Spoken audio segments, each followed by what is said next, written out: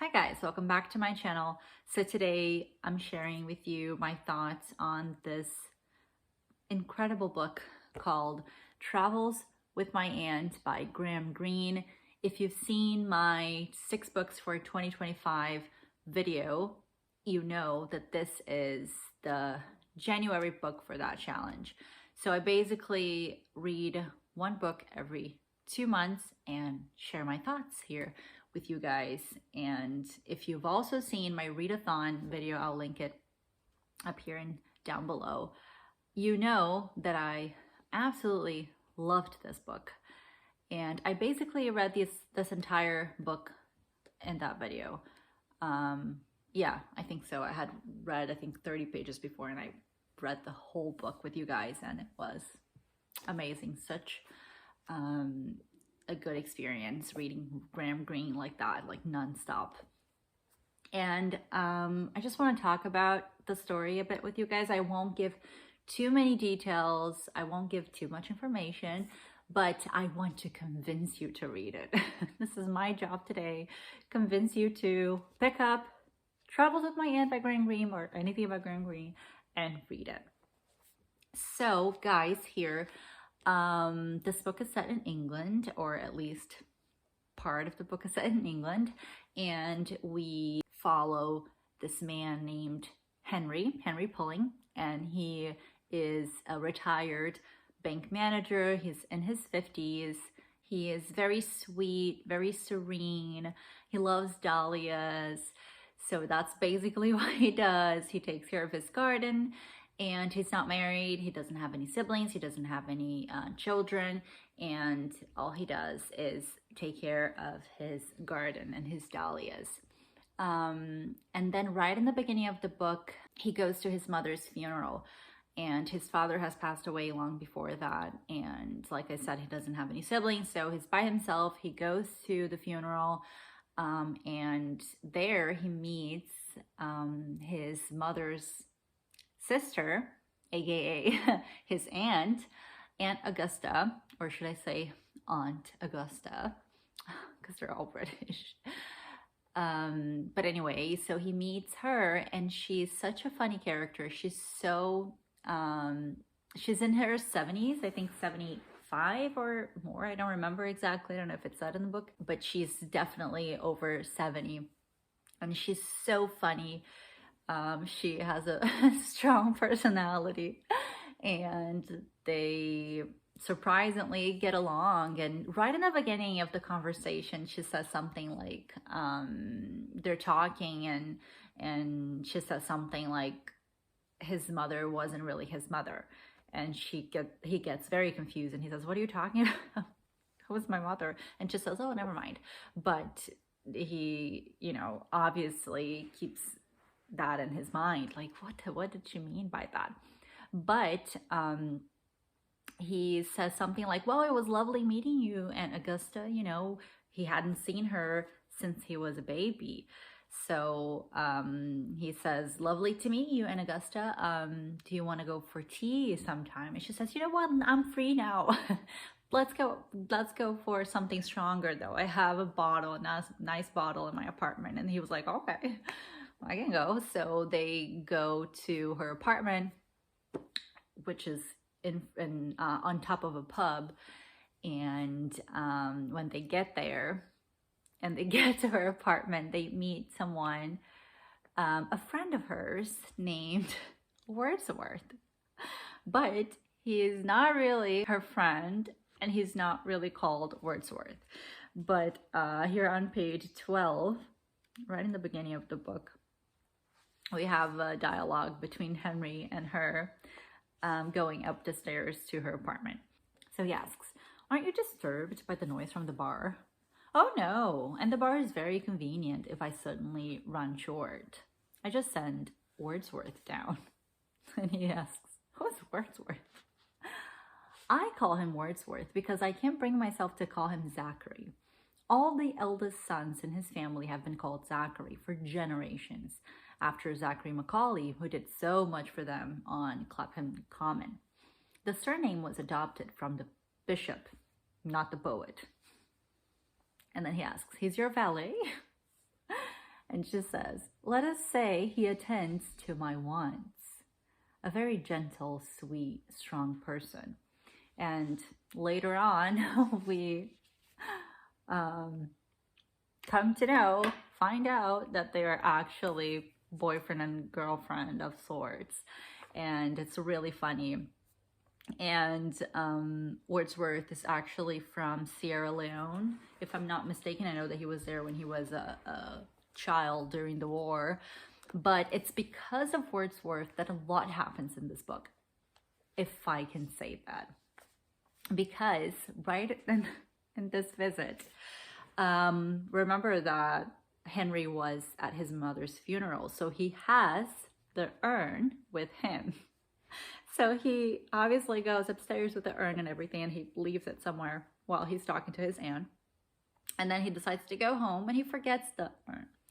He realizes, I think, halfway through his house, I don't remember, but he goes back, and then he beeps or whatever, rings the doorbell or the intercom. And then Wordsworth answers, and he says, oh, hi, Wordsworth, can you bring my urn down here, because I forgot it. And he does. And then Henry goes home, but then he receives a phone call from his aunt saying that the police is going to call him, probably because they're apparently looking for Wordsworth, or have reasons to believe that Wordsworth is involved with drugs. So they go to Henry's house and say that they have to confiscate the urn. And then it's funny, Henry says, that's preposterous. You're taking my mother's urn from me? That's my mother. And they say, oh yeah, we have reasons to believe that there's pot inside the urn, because we saw that you received the urn. We were like under surveillance or something. We were observing Wordsworth, and then we saw that he handed you this urn, so we have to check what's inside it. And he says, but nothing is inside it. It's my mother. You can check the funeral. You can check everything. You can check, call the funeral home. You can check what you want to check. This is my mother. I just came from her funeral. This is preposterous. I'm not giving you the urn. But then they, eventually convince him. He's very sweet and kind, so he tries to be polite and tries to be helpful. But how crazy it is that the police just took the urn. But they did, and then eventually I'm not going to give you this spoiler, but, well, Wordsworth ends up fleeing the country. So he goes to Europe. I believe he goes to Paris, if I'm not mistaken, but he just goes away, and the police is even more intrigued by that and decide to keep an eye on Aunt Augusta and Henry as well. So Henry and Aunt Augusta become kind of close, so they start hanging out more, and they eventually go on a trip together. Actually, very, very soon after they meet, they go to this trip together, and then after this one, they start doing the travel. So that's why the book is called Travels with My Aunt. And the first place they go to, and I like this map. This is the edition from Vintage Voyages, and I love that there's like a map, obviously not accurate, but they first go to Brighton, and they go to the beach, they talk for a long time, they hang out. She tells him so many stories from her youth, and how she was part of a circus once. She tells him all about her former lovers, and even one guy that she started a dog church, like a church for dogs. And it's quite funny. And their conversations are really interesting, and it's just so real. Graham Greene is a genius, especially when it comes to writing about people, so you really feel what they're feeling. It's like you're sort of watching something, like life actually happening. And I say this all the time, he's not really present there, but in a really good way. And because I'm reading Les Mis as well, you guys know that, I can't help but compare the two of them, Victor Hugo and Graham Greene. And when I'm reading Les Mis, I'm like, oh gosh, I miss Graham Greene's writing so much, because Victor Hugo is so present in the book and not in a way that I like. It's like he wants to be in it in a certain way, and Graham Greene is in it, but you can't really tell it's him. He's just telling the story, and you just feel the characters, and everything is so beautiful, and there's a sensibility to the conversations and the dialogues, and it's just incredible. And that's mostly what they do, what him and his aunt do here in the book. So this is the first trip to Brighton. Then they end up going to the Orient Express. And who here likes Agatha Christie, read the book Murder on the Orient Express, knows that it's like, me at least, I've always wanted to go to the Orient Express. Although here in this book, they don't really eat for like 3 days on the train. So I wasn't really excited about that. But yeah, it's really fun. And then they're on their way to Istanbul, and when they get there, Henry quickly notices that his aunt is kind of involved in shady things, and he's very conservative, especially when it comes to bank stuff, like money stuff, and she is apparently doing some investments, but not all legit, and they end up being deported from Istanbul. So it's very adventurous, and I don't want to give a lot of details, all of the trips that they go on, but they eventually go to Paraguay together, and it's amazing.